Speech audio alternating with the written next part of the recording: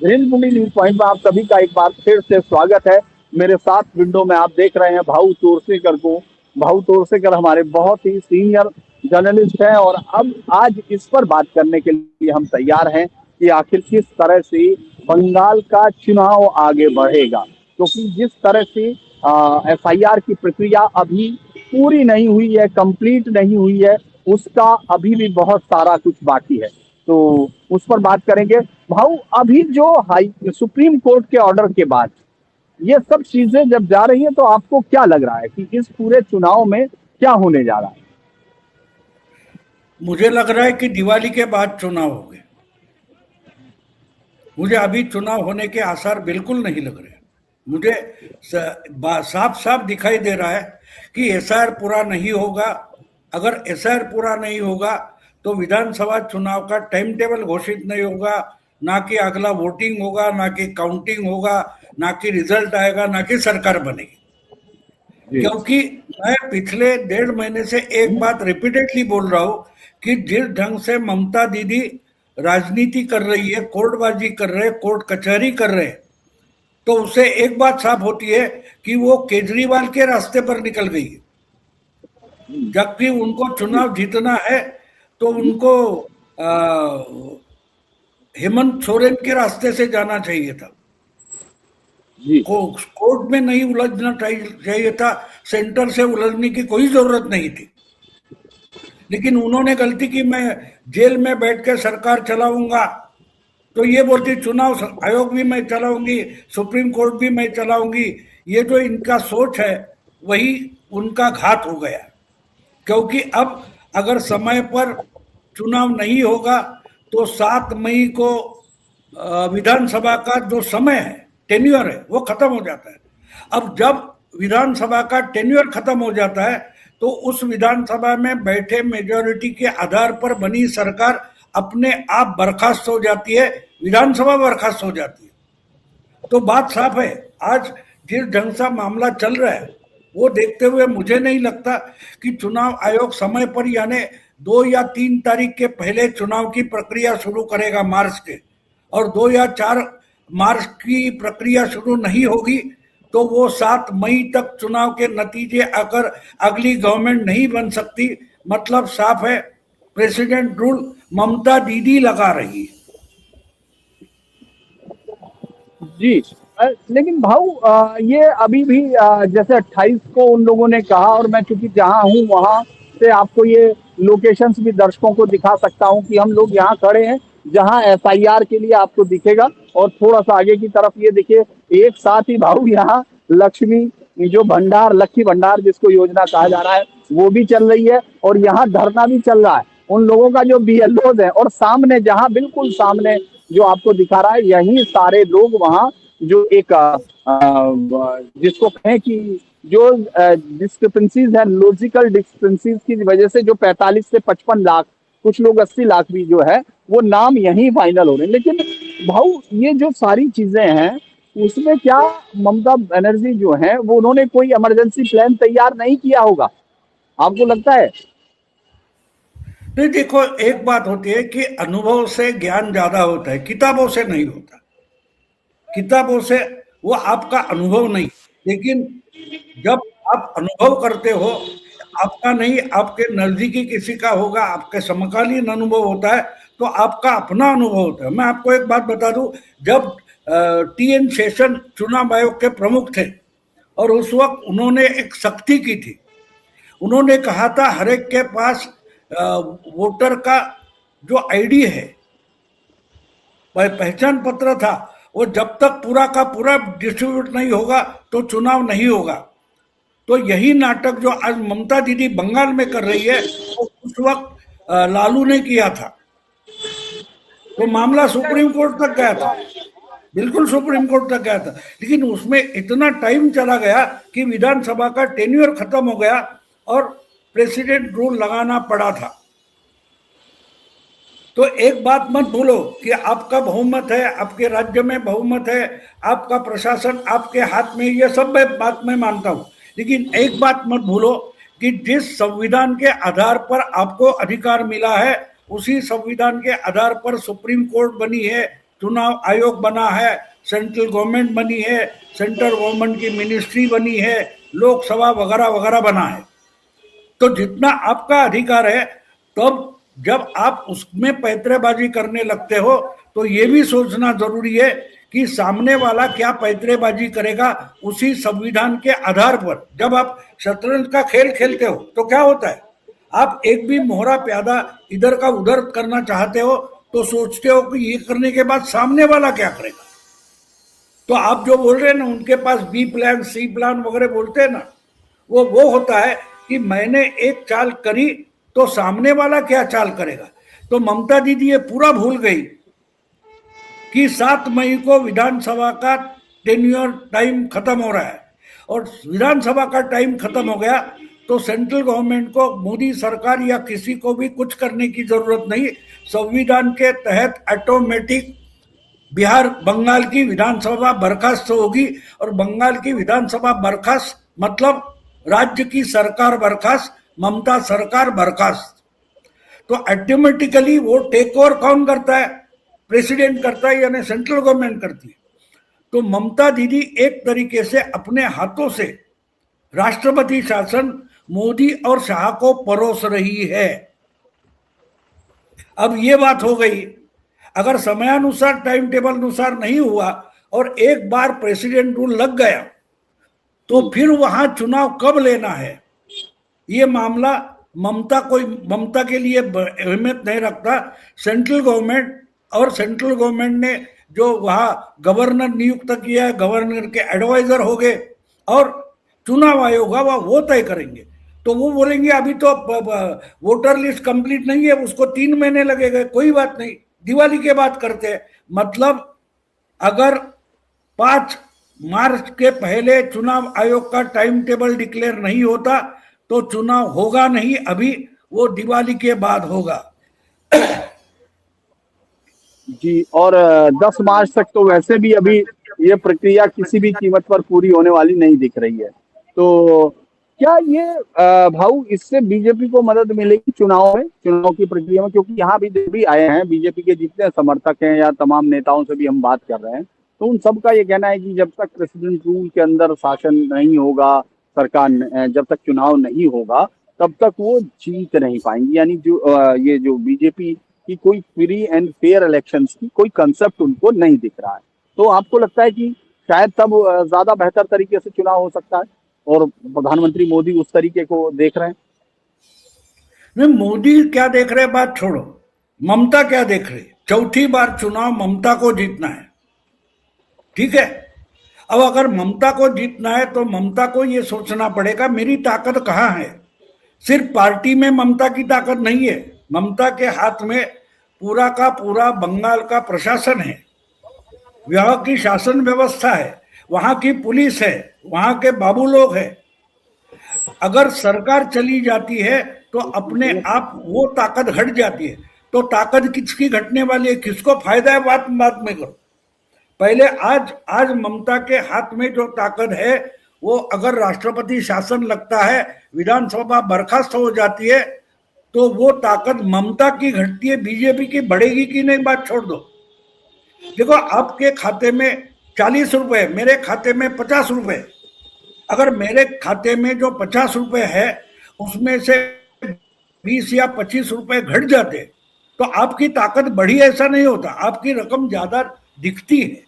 लेकिन मेरी जो घट गई ना, तो मुझे मेरे 50 रुपए जो है वो संभाल कर रखना जरूरी पड़ता है। अगर मेरे 20-25 रुपए घट गए तो आपके 40 रुपए बड़े दिखने लगते हैं। तो बीजेपी को उस तरीके से फायदा हो सकता है, और वो फायदा खुद ममता दीदी दे रही है, जिसने ये कोर्ट कचहरी में उलझने की गलती की है, उससे वो फायदा बीजेपी को मिलेगा, क्योंकि उससे ही राष्ट्रपति शासन आएगा। देखो, मोदी सरकार ने ज्यादती की है, मोदी सरकार ने क्या बोलते हैं उसको, राष्ट्रपति शासन लाद दिया है, ये तो तकरार नहीं कर सकती ममता। अगर चुनाव आयोग, सुप्रीम कोर्ट राष्ट्रपति शासन लगा देती है तो उसका ब्लेम तो मोदी शाह पर नहीं जाएगा, ना बीजेपी पर जाएगा, ना सेंटर पर जाएगा। किस पर जाएगा? वो ब्लेम जाता है कोर्ट कचहरी में। तो कोर्ट कचहरी में कौन गया है? बीजेपी तो नहीं गई है, ममता दीदी गई है। तो राष्ट्रपति शासन लाने की प्रक्रिया शुरू करने वाला आरोपी नंबर 1 खुद ममता बनर्जी है, क्योंकि इन्होंने ये अपना वीक पॉइंट हो सकता है ये सोचा तक नहीं। ये अभी की नहीं, एसआर का मामला पिछले 3 महीने से चल रहा है, तो उनको एक बात समझना जरूरी है। तो मैं आपको क्रिकेट की एक बात याद दिला दूं, जब पहली 1975 में वर्ल्ड कप हुआ था, तो गावस्कर को उस वक्त टॉप पर थे, पूरी 60 ओवर की बैटिंग की और 50 या 55 रन बनाए और हाँ हार गए। तो यहां आउट होने से मतलब नहीं है, ओवर खत्म होने से मतलब था। गावस्कर जैसे इतने बुद्धिमान क्रिकेटर के दिमाग में वो बात नहीं बची कि विकेट नहीं बचाने, रन्स निकालने। तो ममता दीदी ये भूल गई कि समयानुसार अगर चुनाव होगा तो प्रशासन मेरे हाथ में रहेगा, पुलिस मेरी रहेगी, प्रशासन मेरा रहेगा, और मेरी ताकत जो शासन में है उसके साथ पार्टी की ताकत जोड़कर मैं चौथी बार चुनाव जीत सकती हूं। और बीजेपी को राष्ट्रपति शासन का फायदा हो सकता है, ये ममता दीदी भी मानती है। तो इसलिए उनकी प्रायोरिटी ये होनी चाहिए थी, किसी भी तरीके से, किसी भी कारण से राष्ट्रपति शासन में चुनाव ना हो। वो कौन लगाता है उससे मतलब नहीं, लेकिन राष्ट्रपति शासन में चुनाव नहीं होना चाहिए। तो ये भी दिमाग में रखना पड़ता है कि अगर मोदी नहीं लगाएंगे तो और कौन सा तरीका है जिससे राष्ट्रपति शासन लग सकता है। तो विधानसभा का टेन्योर खत्म हो जाता है तो संविधान के तहत ऑटोमेटिकली राष्ट्रपति शासन लग जाता है, क्योंकि विधानसभा बर्खास्त होती है। ये तो इन्होंने सोचा ही नहीं, ये तो सोचा नहीं ना। अगर आपके ओवर खत्म हो गए तो उसके बाद आप कंप्लेंट नहीं कर सकते, समझे? तो अगर टेन्योर खत्म हो रहा है तो उसकी जिम्मेदार कौन है? तुम ही। बाकी तमिलनाडु में चल रहा है एसआर, असम में चल रहा है, और कहीं राजस्थान गुजरात में चल रहा है, तो वहां कोई कंप्लेंट नहीं, अकेले बंगाल में कंप्लेंट है। तो गलती ममता ने वो कर दी कि उन्होंने सोचा नहीं कि देखो ये पॉइंट है कि टेन्योर खत्म हो जाएगा तो सरकार हाथ से चली जाएगी। और इसलिए मैं मानता हूं कि बीजेपी का जो गेम है, बहुत बीजेपी वाले भी, मोदी के समर्थक भी मोदी को गाली दे रहे हैं, क्यों नहीं लगा रहा है राष्ट्रपति शासन। तो एक बात होती है, जो अपने आप में होने वाला है उसके लिए लड़ने की क्या जरूरत है। जो कैंसर से मरने वाला है उसका मर्डर करने की जरूरत नहीं होती। मोदी शाह की रणनीति समझ लो कि ममता अपने हाथों अपने पैरों पर कुल्हाड़ी मार रही है, तो उसको रोके क्यों भाई। तो ममता ने सबसे बड़ी गलती कर दी कि उन्होंने 7 मई तक टेन्योर है, उसके पहले चुनाव के नतीजे आकर सरकार बनना जरूरी है। ये अहम बात ममता दीदी भूल गई और उन्होंने राष्ट्रपति शासन बिना सेंट्रल गवर्नमेंट के ऑटोमेटिकली लगने के लिए हाईवे खोल दिया।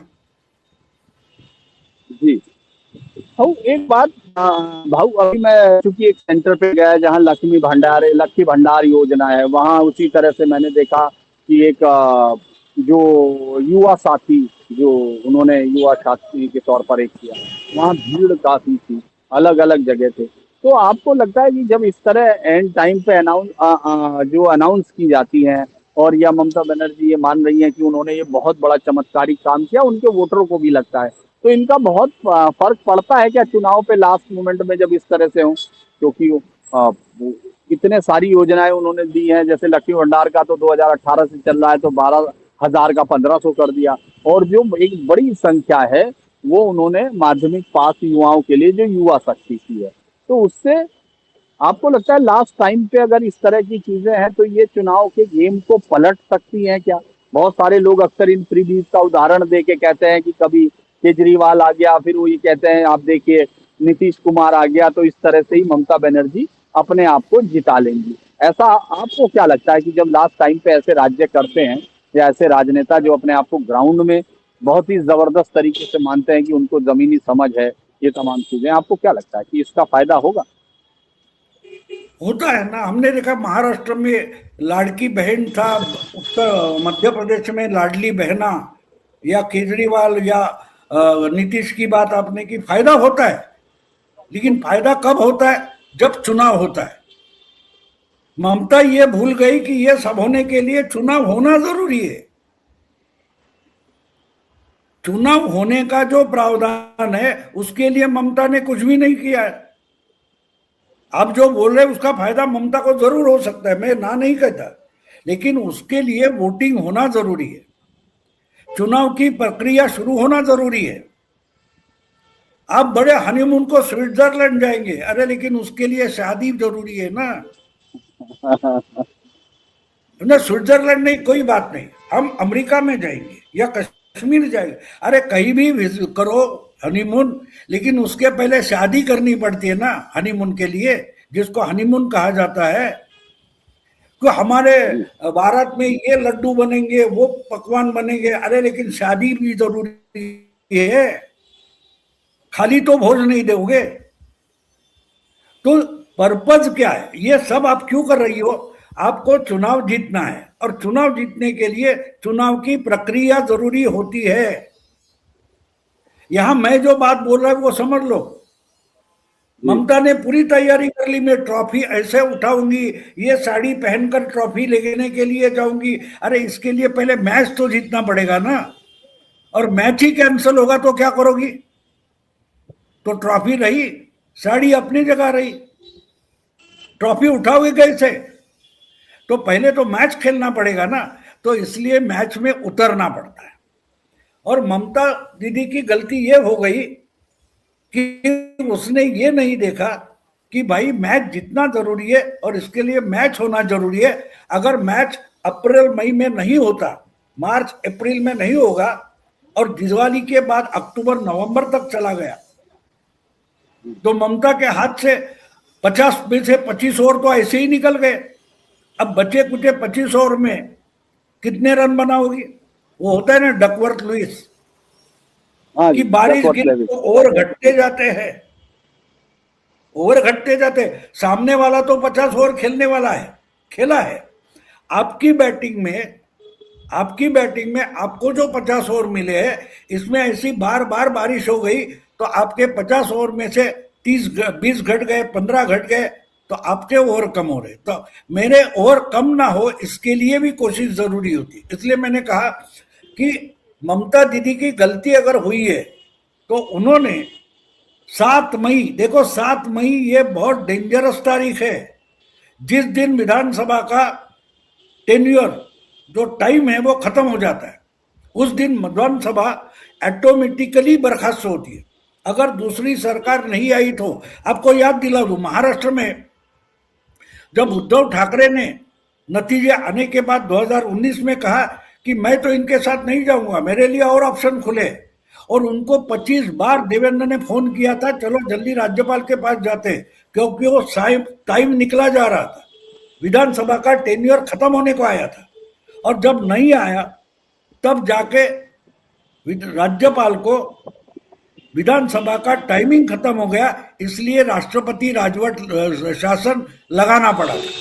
और जब उसके बाद कुछ 10-12 दिन के बाद 2.5 दिन की सरकार अजित पवार और देवेंद्र की बनी थी, इसके लिए रातों रात राष्ट्रपति शासन उठाना पड़ा था।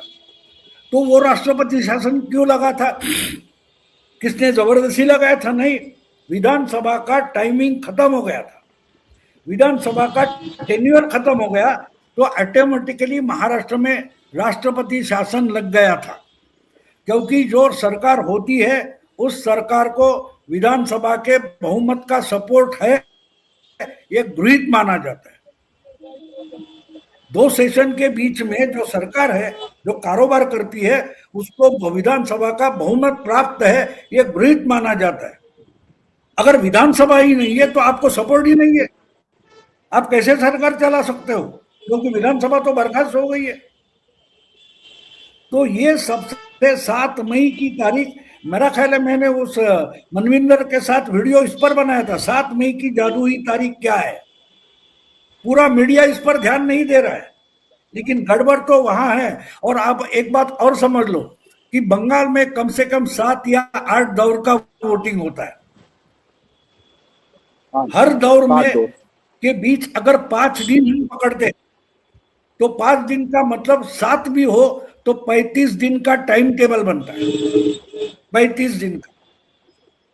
हाँ, अब 35 दिन का टाइम टेबल बनता है तो 2 दिन बाद द काउंटिंग है और उसके 2 दिन बाद शपथ लेनी है, तो 5 दिन और पकड़ो तो 40 दिन होते हैं। तो 7 मई के पहले 40 दिन की तारीख क्या आती है देखो, वो मार्च की 25-26 तारीख आती है।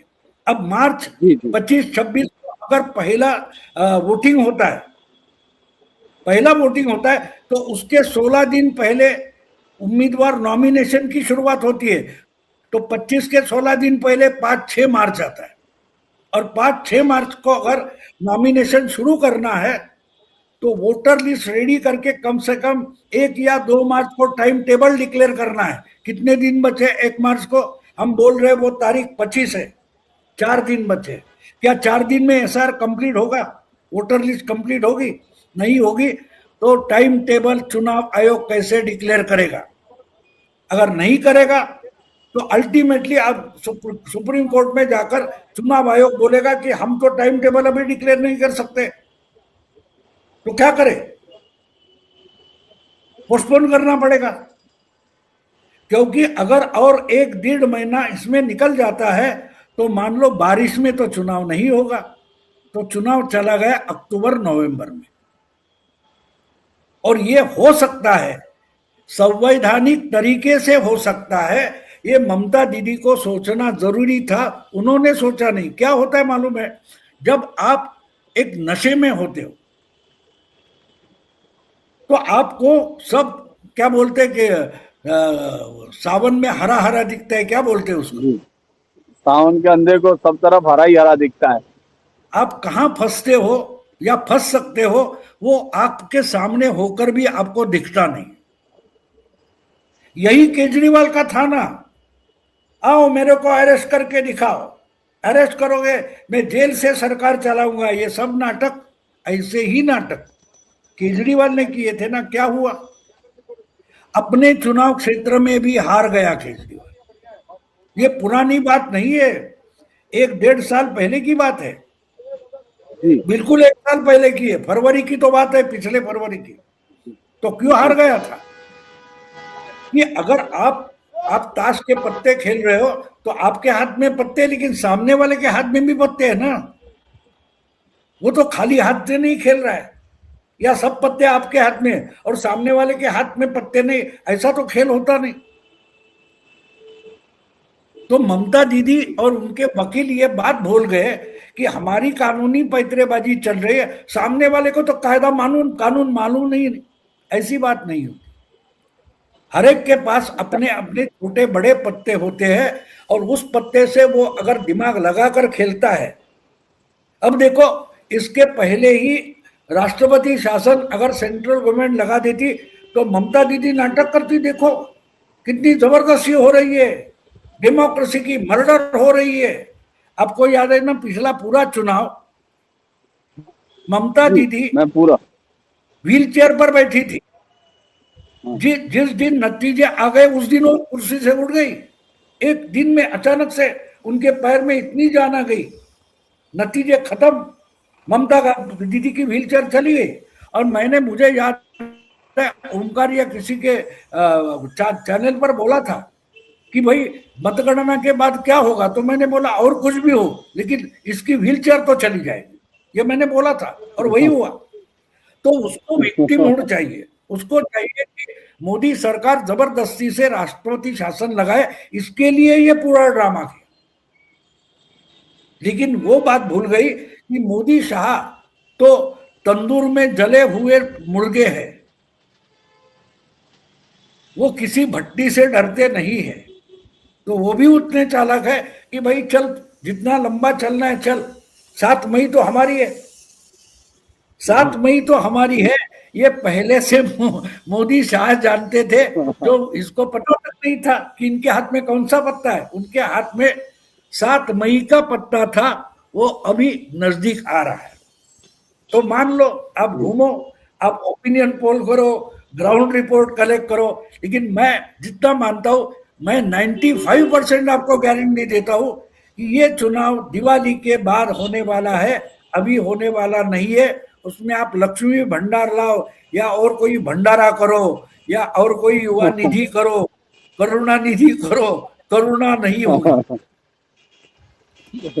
अच्छा, एक आखिरी सवाल के तौर पे भाऊ, ये चूंकि बात हो रही है और चूंकि हम बंगाल पे ही कर रहे हैं और आपने पहले भी काफी ऐसी जानकारी दी थी दर्शकों को जो हमारे पास पहले नहीं थी।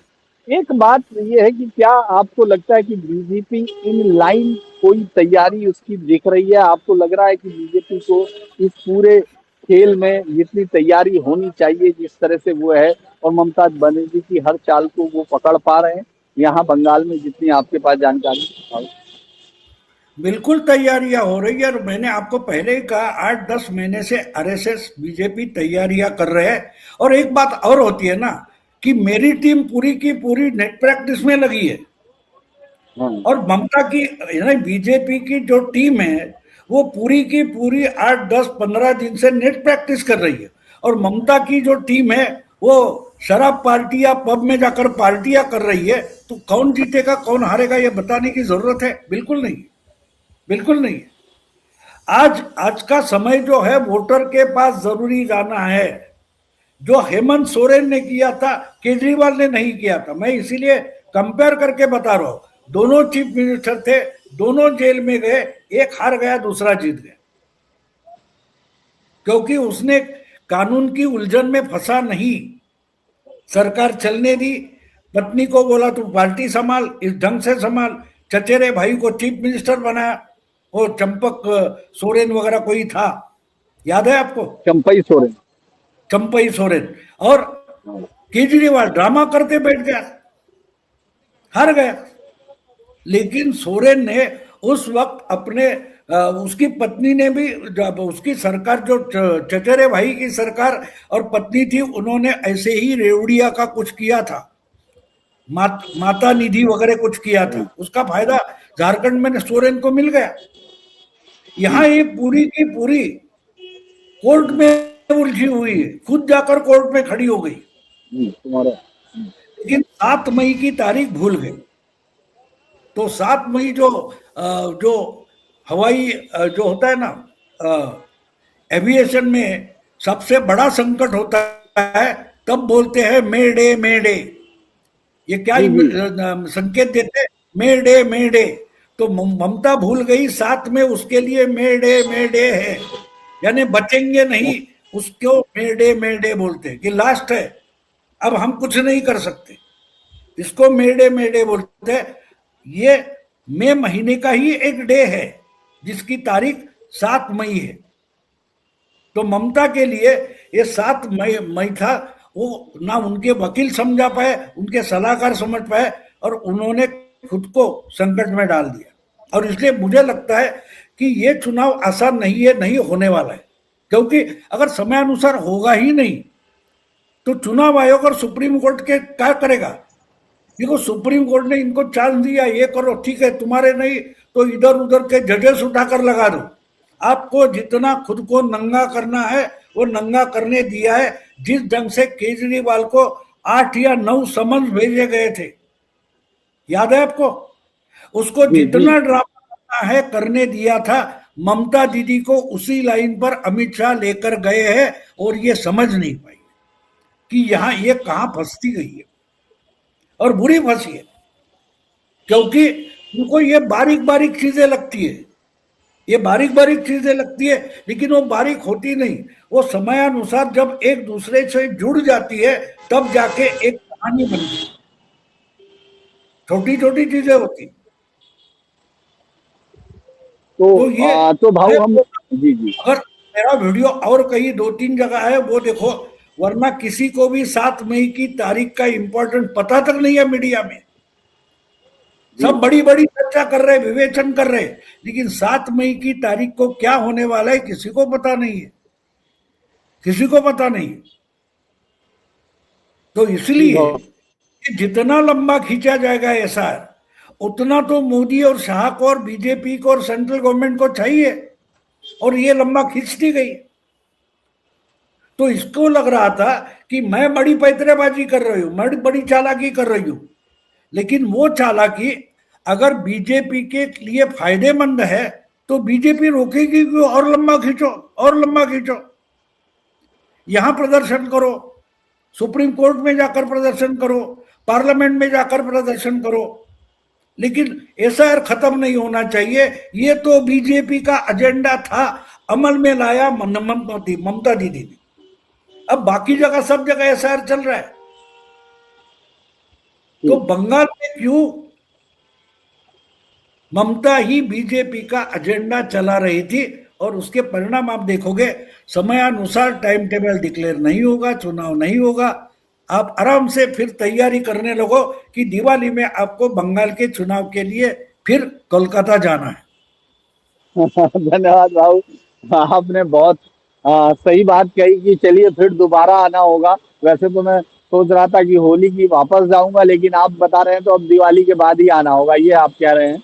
आप जुड़े भाऊ, और आपने 7 मई को क्या हो सकता है बंगाल की राजनीति में, और ये एक ऐसी पॉलिटिशियंस जो अपने आप को, मुझे लगता है कि बंगाल की राजनीति का ABCD से लेकर अपने आप को जेड तक रखने वाली ममता बनर्जी को कहाँ जाकर मात मिली है, ये उनको मालूम नहीं होगा, ऐसा आपने बताया। तो धन्यवाद भाऊ, आप जुड़े।